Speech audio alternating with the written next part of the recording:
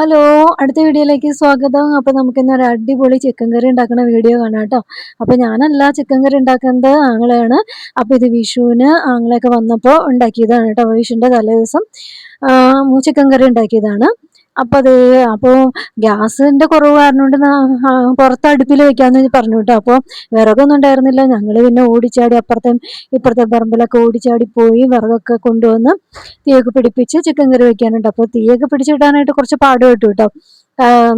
തീ പിടിച്ചെങ്കിലും ഒന്ന് ചൂടായി വരാനായിട്ട് കുറച്ച് സമയം എടുത്തു. പിന്നെ തീയൊക്കെ പിടിപ്പിച്ച് ഉരുളിയൊക്കെ വെച്ച് വെളിച്ചെണ്ണ ഒഴിച്ച് മസാലകളെല്ലാം ഇട്ടിട്ട് പിന്നെ സവാള ഇട്ട് വഴറ്റിയെടുക്കാണ് കേട്ടോ.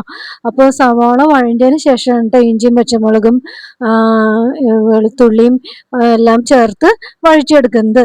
ശരിക്കും പറഞ്ഞാൽ ഇങ്ങനെയൊക്കെ ഒരു ഒത്തുകൂടലൊക്കെ എന്നൊക്കെ പറഞ്ഞാൽ ഒരു ആഘോഷം തന്നെയാണ്. വലിയ കാലത്തൊക്കെയാണല്ലോ ഇങ്ങനെയൊക്കെ ഒന്ന് ഒത്തുകൂടാനൊക്കെ പറ്റുള്ളൂ.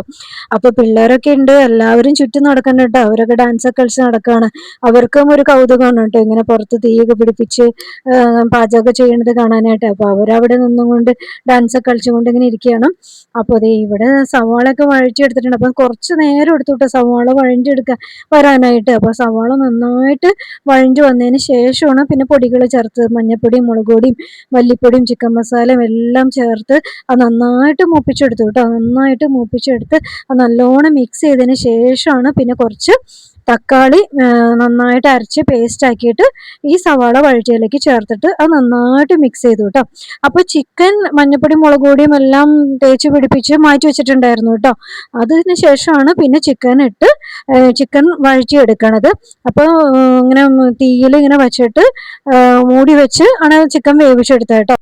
ചിക്കൻ ഇട്ട് നന്നായിട്ട് മിക്സ് ചെയ്ത് മൂടി വെച്ചു കേട്ടോ. അപ്പം ചിക്കനിൽ വെള്ളമൊന്നും ഒഴിച്ചില്ല കേട്ടോ. അപ്പോൾ ചിക്കനിലുള്ള വെള്ളം തന്നെ നന്നായിട്ട് വന്നു കേട്ടോ. അതിനുശേഷം ആ വെള്ളത്തിൽ തന്നെയാണ് ചിക്കൻ വെന്തതും.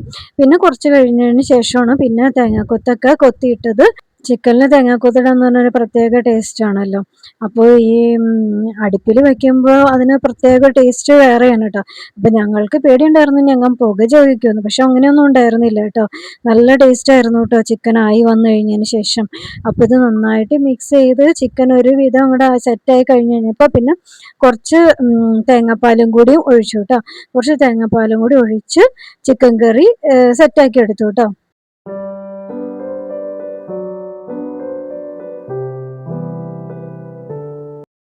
അപ്പോൾ ഫൈനലി നമ്മുടെ ചിക്കൻ കറി ഇവിടെ റെഡി ആയിട്ടുണ്ട്. നല്ല അടിപൊളി സൂപ്പർ ടേസ്റ്റ് ആയിരുന്നു കേട്ടോ.